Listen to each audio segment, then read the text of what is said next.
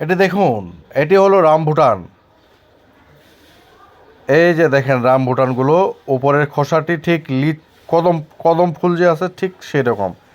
এটি হলো শরীফা ফল। এই যে শরীফা ফলগুলো দেখুন একবার পেকে, হ্যাঁ, কি সুন্দর পাকছে। কামরাঙ্গাগুলো হলুদ হয়ে গেছে। ওহ, রসালো কামরাঙ্গাগুলো একেবারে খুবই সুন্দর, টেস্টি হবে অবশ্যই। আচ্ছা, এগুলো হলো লিচু না, এটি হলো সাম্মাম ফল। এই দেখেন, এটা হলো সাম্মাম। এটি হলো আম।